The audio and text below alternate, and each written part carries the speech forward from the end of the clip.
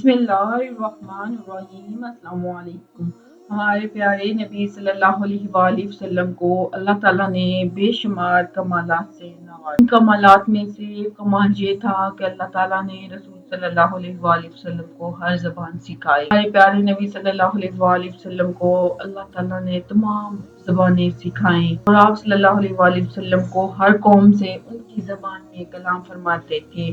जब कोई अजनबी आता जिसकी ज़बान कोई ना समझ सकता, नबी सल्लल्लाहु अलैहि वसल्लम सिर्फ इसकी बात समझते बल्कि इसको इसकी ज़बान में जवाब देते। एक मर्तबा हमारे प्यारे नबी सल्लल्लाहु अलैहि वसल्लम के पास मस्जिद हरम में एक ग्रोह आया। इनमें से कोई भी नबी सल्लल्लाहु अलैहि वसल्लम को नहीं जानता था। इनमें से एक शख्स ने अपनी ज़बान से कहा, तुम में कौन अल्लाह का रसूल है? हाज़रीन में कोई भी इसकी बात ना समझ सका। नबी सल्लल्लाहु अलैहि वसल्लम ने फरमाया, हाँ मेरे पास आगे आ जाओ। वो करीब आ गए और गुफ्तगू करने लगे।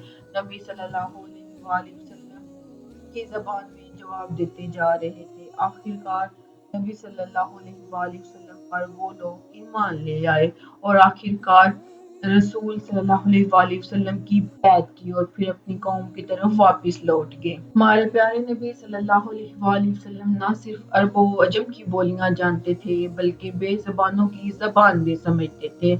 जैसा कि हज़रत याला बिन मरहा से रवायत है, नबी सल्लल्लाहु अलैहि वसल्लम एक बार सफर में किसी जगह सो रहे थे तो मैंने देखा एक दरख्त जमीन को चीरता हुआ नबी सल्लल्लाहु अलैहि वसल्लम पर साया कर लिया है, फिर वापस अपनी जगह पर चला गया। नबी सल्लल्लाहु अलैहि वसल्लम बेदार हुए।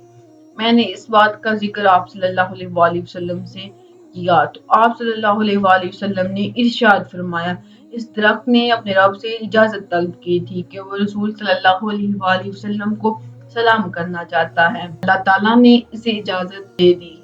हजरत याला बिन मरहा फरमाती हैं, हम नबी सल्लल्लाहु अलैहि वसल्लम के साथ कहीं सफर पर जा रहे थे। हमारा गुजर एक ऐसे ऊंट के पास से हुआ जिस पर पानी दिया जा रहा था खेतों में।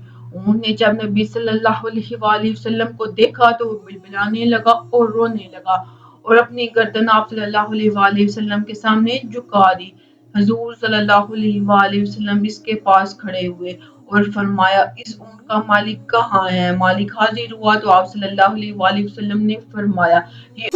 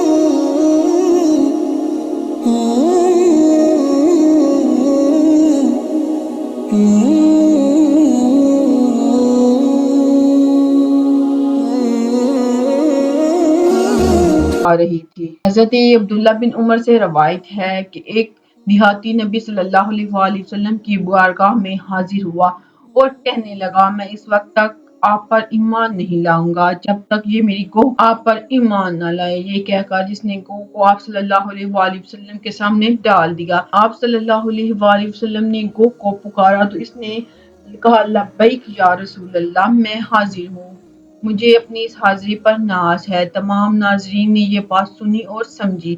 پھر آپ صلی اللہ علیہ وآلہ وسلم نے پوچھا تیرا معبود کون ہے؟ گو نے جواب دیا میرا معبود وہ ہے جس کا عرش آسمان میں ہے اور اسی کی بادشاہی زمین میں ہے، اس کی رحمت جنت میں ہے اور اس کا عذاب جہنم میں ہے۔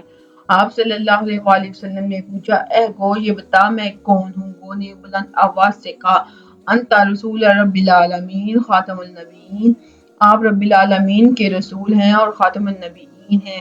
جس نے آپ کی تصدیق کی وہ کامیاب ہو گیا اور جس نے آپ کو جھٹلایا وہ نامراد ہو گیا۔